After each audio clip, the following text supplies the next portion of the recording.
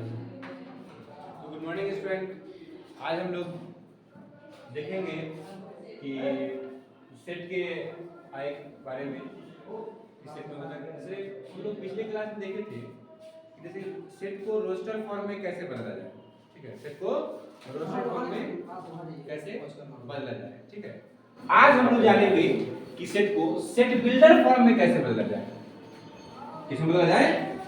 तो second method क्या था हमारा? Set builder form. कौन सा फॉर्म? Set builder form. इसको हिंदी में हम लोग क्या बोल रहे थे? समुच्चय निर्माण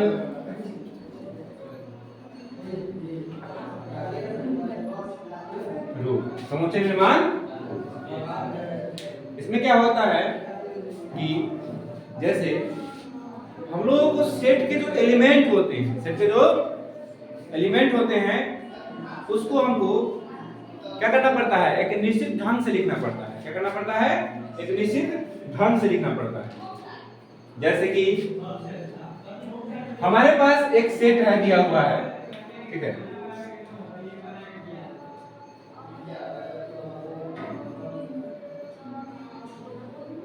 ठीक है। अब ये सेट हम लोग देख रहे हैं किस फॉर्म में है?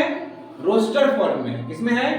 रोस्टर फॉर्म में। ठीक है, अगर हमको इसको सेट बिल्डर फॉर्म में बदलना होगा, क्या बदलना होगा? सेट बिल्डर फॉर्म में। तो उसके लिए हमें क्या करना होगा? उसके लिए एक मेथड है। उस मेथड में हम क्या देखते हैं कि इसके जो कॉमन प्रॉपर्टीज हैं इस नंबर के बीच, सॉरी इस एलिमेंट्स के बीच, ए सेट है। अब इस ए सेट के जो भी एलिमेंट हैं इनके बीच कुछ ना कुछ प्रॉपर्टीज है, कुछ ना कुछ कॉमन प्रॉपर्टीज है। ठीक है, जिसको हमें देखना होगा पहले। तो हम क्या देख रहे हैं? इसमें क्या प्रॉपर्टीज आपको नजर आ रहा है?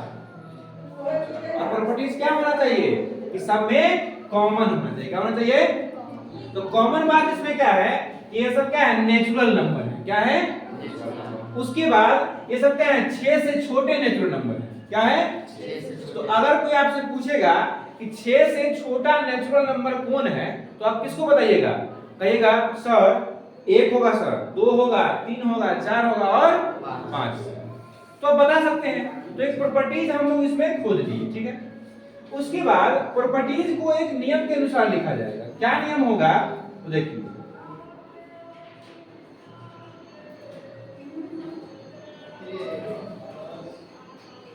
ठीक है, सेट बिल्डर फॉर्म में क्या हो जाएगा? जैसे अपने मन से आप कोई भी एक वेरिएबल चुन लीजिए। क्या चुन लीजिए? वेरिएबल। ठीक है, क्या चुन लीजिए? कोई भी एक वेरिएबल। ठीक है, उसके बाद जैसे हमने वेरिएबल क्या चुन लिया? x चुन लिया। आप चाहिए तो y भी चुन सकते हैं या z भी चुन सकते हैं। उसके बाद आप क्या कीजिएगा कि कॉलम का यूज कीजिएगा। किसका यूज कीजिएगा?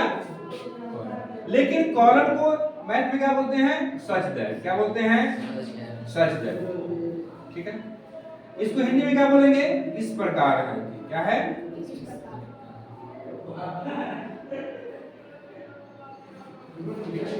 या फिर आप इसका भी यूज कर सकते हैं। इसका भी यूज कीजिएगा तो मीनिंग क्या होगा? सच दैट ही होगा। मीनिंग क्या होगा? Such that. ठीक है, तो x लिख लिए, इस तरह से दिए और फिर से यही वेरिएबल आप लोग दे दीजिए। कैसे दीजिएगा? फिर से ये वेरिएबल जैसे x लिख दिए, फिर ये दे दिए, अब फिर से वही वेरिएबल दे दिए।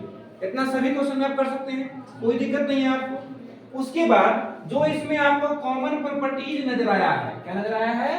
कॉमन प्रॉपर्टी माने सार्वगुण जो आपको इसके अंदर नजर आया है उसको यहाँ पर लिख देना। जैसे यहाँ पर आपको क्या नजर आया इसमें कि x is a natural number less than 6। क्या लिखिएगा? x is a natural number less than. इसको हम लोग या तो ऐसे भी लिख सकते हैं x such that x is a natural number less than 6। ठीक है, हिंदी में लिखिएगा तो हिंदी में क्या लिखिएगा? 6 से छोटी एक प्राकृत संख्या है। मतलब x क्या है? x क्या है? 6 छोटी एक प्राकृत संख्या। तो इतने तरीकों से आप इसको बदल सकते हैं। ठीक है, आपको मन है तो इसको आप समीकरण के रूप में भी बना के लिख सकते हैं, इसके रूप में, समीकरण के रूप में। ठीक है, उसके बाद जैसे कि अब हम देख रहे हैं ये हो गया क्या? रोस्टर फॉर्म, और ये क्या हो गया? Set builder. अब सेट बिल्डर फॉर्म को भी आप लोग रोस्टर में बदल सकते हैं और रोस्टर को सेट बिल्डर फॉर्म में आप लोग आसानी से बदल सकते हैं। इस पर हम लोग और भी दूसरे एग्जांपल करते हैं। जैसे कि एग्जांपल है हम लोग के पास,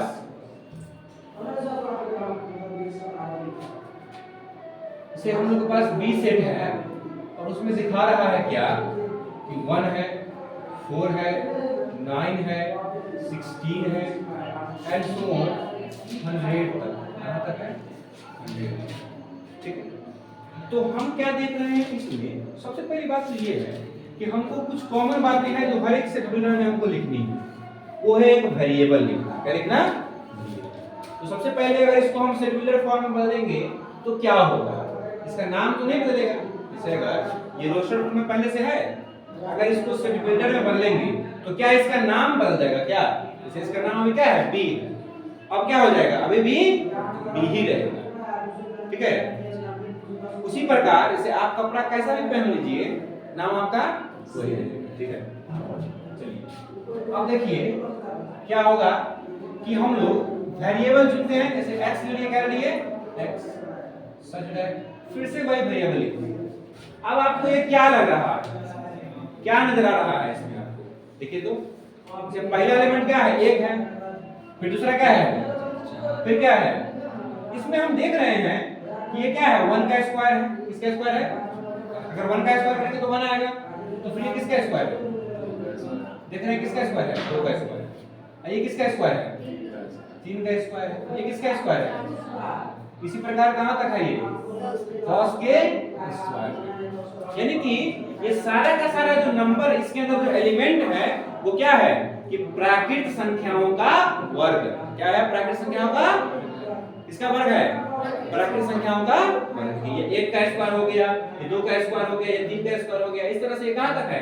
10 तक है। कहां तक है? 10 तक। ठीक है, तो हम तो या तो इसको ये लिख सकते हैं कि प्रथम 10 प्राकृत संख्याओं का वर्ग ना, तो माने x is the square of first 10 natural number. नहीं, क्या लिख सकते हैं कि x इज द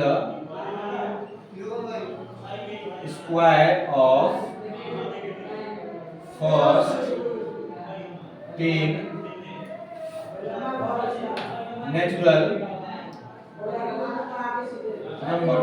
ये हम लोग लिख सकते हैं। अगर इसको चाहें तो हम लोग क्या लिख सकते हैं? इसको हम लोग समीकरण के रूप में लिख सकते हैं। कैसे लिखते हैं? समीकरण के रूप में। वो कैसे लिखाएगा? तो देखिए, इसी बात को एक और तरीका से लिखते हैं। ठीक है, ये भी सिंगुलर फॉर्म होगा और ये भी सिंगुलर फॉर्म ही होगा। क्या होगा? x is that x equals n square। x equals n square। n square का मतलब क्या हुआ? अब वर्ग है, क्या है? ये स्क्वायर है। ठीक है, अब लेकिन ये n का मान क्या क्या होना चाहिए? n का मान, अब सुनिए, n का मान जो होगा वो क्या होगा? 10 से छोटा और बड़ा। लेकिन कहेगा सर 10 से छोटा 1 भी होता है, 9 भी होता है, 8 भी होता है, लेकिन सर 10 से छोटा सर 0 भी हो जाता है। 10 से छोटा 0 भी होता है, लेकिन हमको 0 को लेना है, 0 को नहीं लेना है। तो हम लोग क्या करेंगे? यहाँ पर हम चालाकी करेंगे। क्या करेंगे? n belongs to n। क्या कर देंगे? n belongs to n। अब क्या हो गया? देखो, अब n क्या है? कोई नेचुरल नंबर है। अब हम जानते हैं कि नेचुरल नंबर क्या होता है?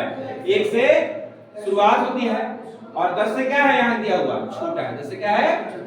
और बराबर।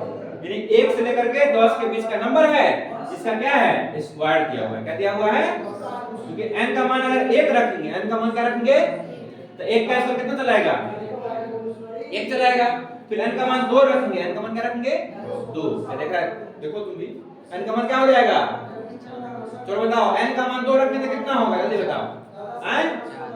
4 होगा। 3 रखेंगे तो 4 रखेंगे तो 5 रखेंगे तो इसी प्रकार 11 रखेंगे तो ये बता 11 कैसे रख देंगे?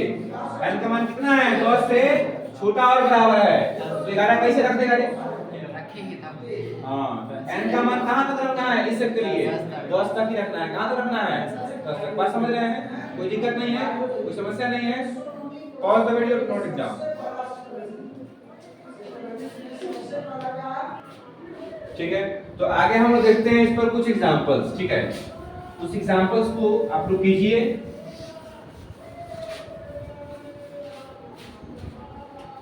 जैसे कि हम लोग के पास एक वी सेट है और वो रोस्टर फॉर्म में लिखा हुआ है।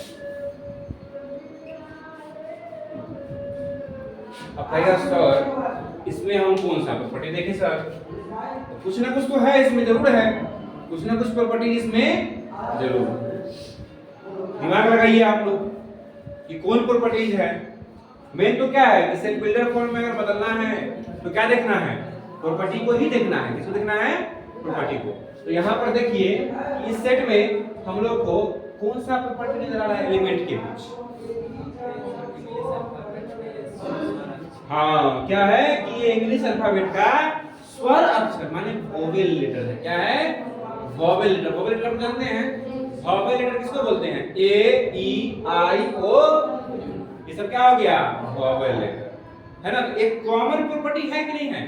तो वही कॉमन प्रॉपर्टी को हमको दिखाना होता है सिंगुलर फॉर्म में। तो कैसे लिख देंगे हो इसको? देखिए क्या लिख देंगे? x समझदार, ठीक है, x। अब क्या लिखेंगे? इंग्लिश में लिखेंगे तो लिखेंगे x is a vowel letter of English alpha.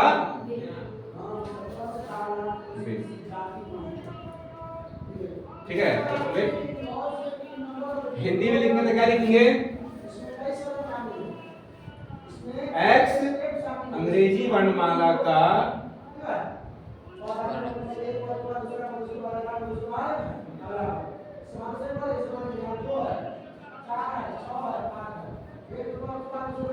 स्वर अक्षर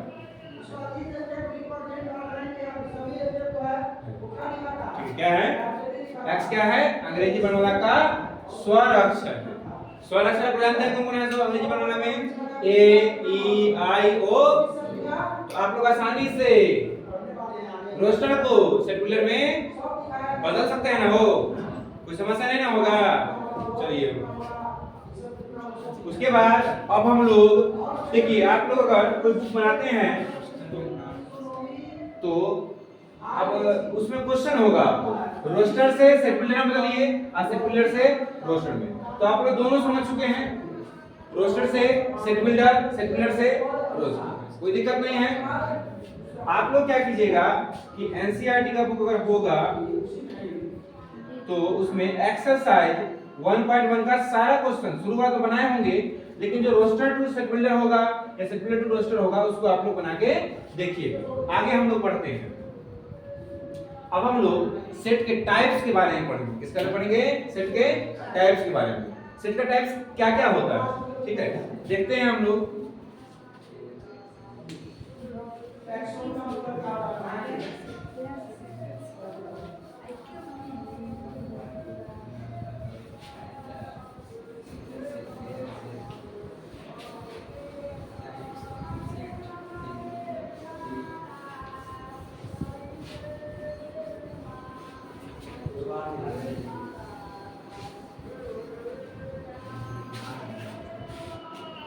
ठीक है, तो टाइप्स ऑफ सेट्स में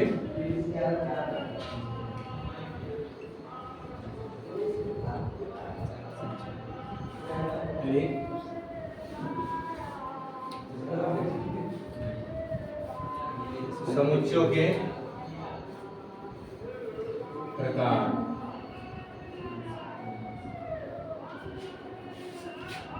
समुच्चयों के प्रकार, ठीक है। अब देखिए कि समुच्चयों के प्रकार में कौन कौन से आता है, ठीक है। फर्स्टली हम लोग देखते हैं एम्प्टी सेट क्या होता है। इसको हिंदी में रिक्त समुच्चय कहते हैं। क्या कहते हैं?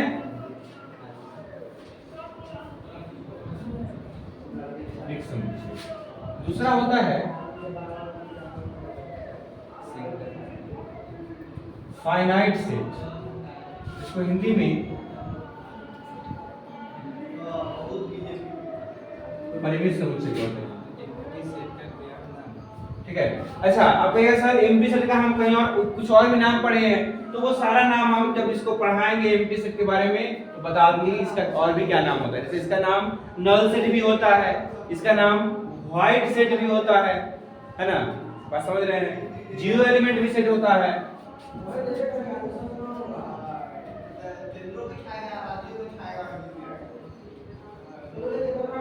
इनफाइनाइट सेट,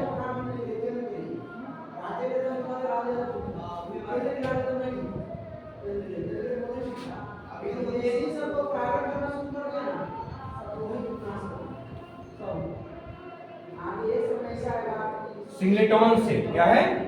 सिंगलेटॉन सेट लग रहा है। इसको हिंदी बोलते हैं एकल समुच्चय। क्या बोलते हैं? फिर आता है पेयर सेट। पेयर सेट मतलब युग्म समुच्चय। क्या होता है? ठीक है, पेयर का मतलब आप जानते हैं युग्म होता है, जोड़ा होता है। छठा होता है सेट ऑफ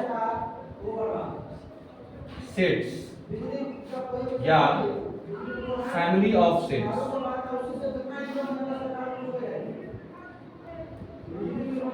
इसको हिंदी बोलते हैं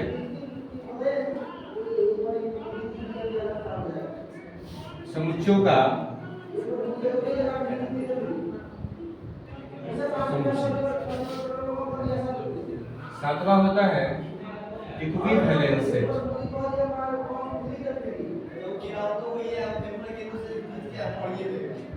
यानी कि तुल्य समुच्चय।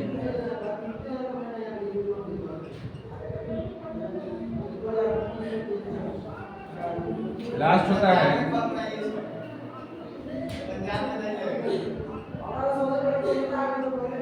इक्वल सेट, यानी कि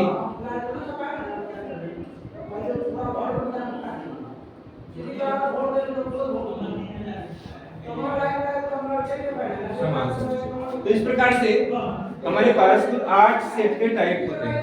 ठीक है, अब ये सब के बारे में हम वन बाय वन सीखेंगे कि एम्प्टी सेट क्या होता है, फाइनाइट सेट क्या होता है, infinite, singleton, pair, set of sets, इसको हम लोग फैमिली ऑफ सेट भी बोलते हैं, इक्विवेलेंस सेट, इक्वल सेट। ठीक है, सब के बारे में हम लोग वन बाय वन जानेंगे।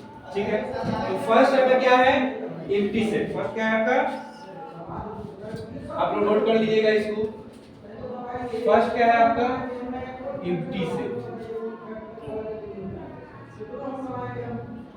इसको हम लोग व्हाइट सेट भी बोलते हैं। क्या बोलते हैं?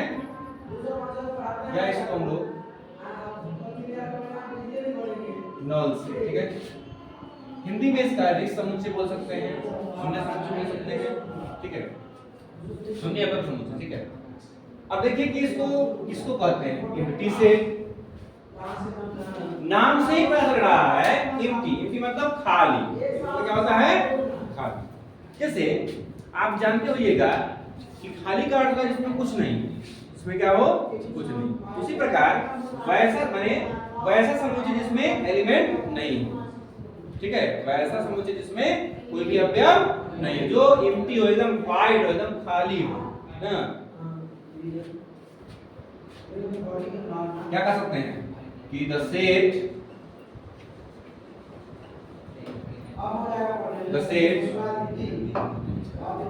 which have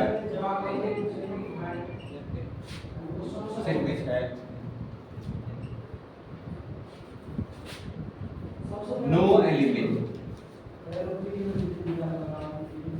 set which have no element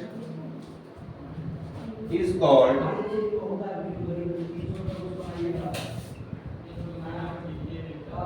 an empty set.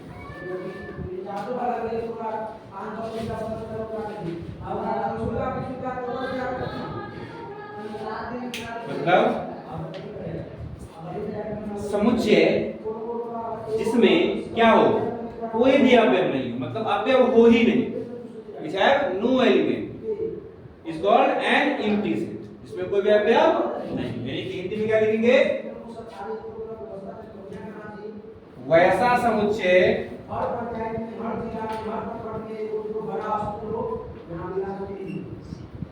जिसमें कोई अवयव न हो, कोई मतलब किसी भी प्रकार का अवयव न हो,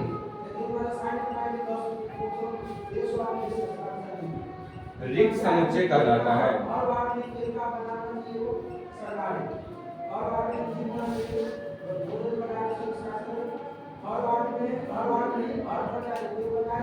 क्या हो गया, वैसा समुच्चय जिसमें कोई अवयव न हो, क्या कहलाएगा, रिक्त समुच्चय कहलाएगा। क्या कहलाएगा, मतलब कि जब कुछ नहीं हो, एकदम खाली हो, क्या हो, मतलब ए के पास कितना एलिमेंट, जीरो एलिमेंट। कितना एलिमेंट, जीरो एलिमेंट। जैसे मान लीजिए कि हमारा पास एक एग्जांपल है, ठीक है, एग्जांपल क्या है,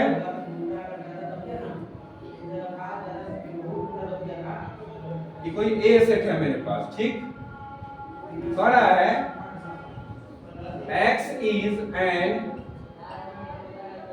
odd number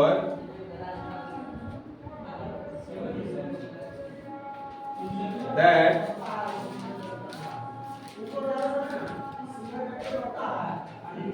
completely divisible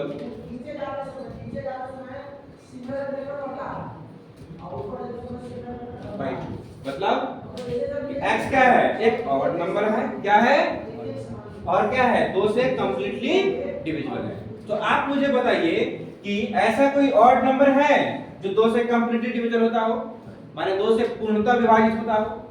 ऐसा कोई भी विषम संख्या है जो 2 से पूर्णतः विभाजित हो, ऐसा कुछ होगा, नहीं होगा। यानी कि लिखेंगे, क्या लिखेंगे, since there is no odd number which is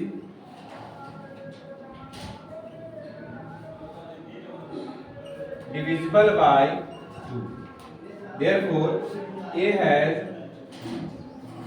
no element। मतलब क्या हुआ कि A के पास कोई भी अवयव नहीं है, कोई भी अवयव, क्योंकि ऐसा कोई नंबर नहीं है जो 2 से पूरा पूरा कटता हो और ऑड नंबर होता है ना, ऐसा कोई नंबर है नहीं। सो A is said to be an empty set। मतलब तो अर्थात हम क्या कह सकते हैं कि A क्या है, रिक्त समुच्चय। A क्या है, रिक्त समुच्चय है। ये क्या है, रिक्त समुच्चय। अब रिक्त समुच्चय का एक अपना नोटेशन होता है, क्या होता है, आप लोग लिखिएगा कि एम्प्टी सेट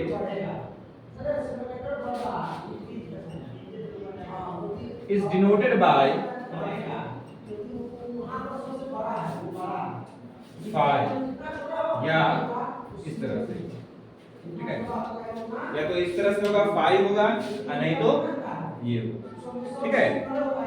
मतलब ज्यादातर तो सिंबल हम इसी का यूज करेंगे। इसको क्या पढ़ते हैं बाबू रे, बताओ थोड़ा सा, इसको क्या पढ़ते हैं, ये ग्रीक लेटर होता है ना, इसका क्या नाम है, फाई। क्या नाम है, फाई, ठीक है, फाई इसको पढ़ते हैं, क्या पढ़ते हैं, ठीक है। या फिर इसको खाली सेट द्वारा भी दिखा सकते हैं। जैसे कि आप लोग जानते होंगे एक माचिस का डिब्बा होता है, ठीक है, माचिस का डिब्बा में अगर एक तो तीली नहीं है तो वो क्या कहलाता है, खाली कहलाता है, क्या कहलाता है। तो उसी प्रकार से ये क्या है, माचिस के खाली डिब्बा है, क्या है, इसमें एक माचिस का तीली, बस समझ गए, कोई दिक्कत नहीं है। तो एम्प्टी सेट किसको बोलेंगे, आप लोग जान गए हैं। एम्प्टी सेट का नोटेशन क्या होता है, जान गए हैं आप। इसी में एक और बात जानिए कि एम्प्टी सेट तो हम लोग जान गए सर, लेकिन सर नॉन एम्प्टी सेट किसको बोलेंगे, क्योंकि मैंने टाइप्स ऑफ सेट को नहीं लिखा है, लेकिन वो क्या है, इसी का एक तरह से मानिए तो जुड़वा 5 है, ठीक है, लेकिन उसका अलग प्रॉपर्टीज है, इसका अलग प्रॉपर्टीज है। तो हम जानेंगे नॉन एम्प्टी सेट किसको बोलते हैं। उससे पहले आप लोग इस सबको उतारिए, ठीक है, इसके लिए पॉज कीजिए वीडियो को और आराम से उतारिए। तो हम लोग देख चुके हैं कि एम्प्टी सेट क्या होता है। अब इसी में हम लोग जानेंगे कि नॉन एम्प्टी सेट क्या होता है। नॉन एम्प्टी सेट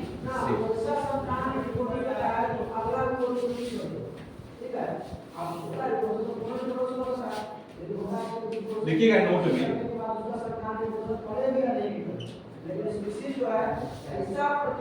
देखिए यदि ए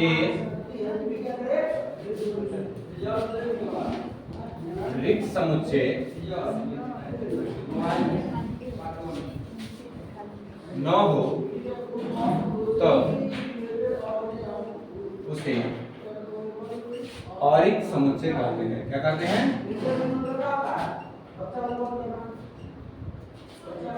यानी कि नॉन एम्प्टी सेट क्या कहते हैं? क्या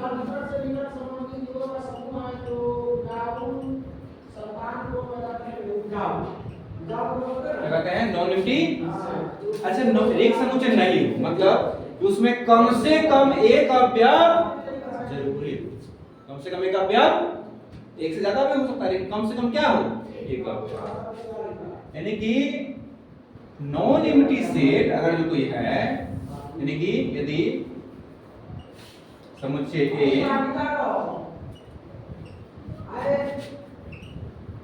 अरिक्त है तो ए के पास कम से कम, मतलब if set A is non-empty set, then A has at least one element. A has at least one element. मतलब A के पास क्या हो? कम से कम एक अवयव, मतलब एक से कम न, एक से कम। आज समझ रहे होंगे आप लोग। चलिए आगे बढ़ते हैं। ठीक है, अगर यदि समुच्चय ए अरिक्त समुच्चय है तो हम लोग क्या लिख सकते हैं? A does not equals to 5। ये क्या हो जाएगा? 5 के इक्वल। अगर कभी लिखा हुआ है कि A does not equals to 5 तो समझ जाइएगा ये क्या है? नॉन एम्प्टी है। ये क्या है? मतलब ये एम्प्टी सेट। बात समझ रहे हैं? किसी कोई परेशानी, कोई समस्या नहीं है? ठीक है, मतलब सर इसमें एक रहेगा। हाँ, कम से, अगर कोई नॉन एम्प्टी सेट है ना तो कम से कम एक रहेगा। ये नहीं कि एक ही रहेगा, नहीं, कम से कम एक, मतलब एक से कम कोई भी, ज्यादा से ज्यादा कितना भी हो सकता है। अगर नॉन एम्प्टी सेट है तो ज्यादा से ज्यादा कितना भी हो जाएगा, लेकिन कम से कम एक रहना चाहिए। एक से कम एलिमेंट नहीं रहना चाहिए। बात समझ रहे हैं आप लोग? कोई दिक्कत नहीं है नॉन एम्प्टी सेट को समझने में। ठीक है, तो अब क्या है कि हम लोग आगे जो है क्या है हमारे पास? फाइनाइट सेट है, ठीक है, इनफाइनाइट सेट है, सिंगलेटन सेट। लेकिन हम लोग पीछे भी बहुत कुछ पढ़ चुके हैं और एग्जांपल इसका करना है, क्वेश्चन वगैरह करना है। ठीक है, आप लोग क्या कीजिएगा कि एनसीईआरटी का जो एक्सरसाइज 1.2 का क्वेश्चन नंबर जो फर्स्ट है उसको थोड़ा बना के देखिएगा। ठीक है, इसके बाद हम लोग कल अगले लेक्चर में फाइनाइट सेट, इनफाइनाइट सेट और जितने भी सेट हैं उसके बारे में हम लोग जानेंगे। आज के लिए इतना ही, अब हम लोग अगले वीडियो में मिलते हैं। Thank you.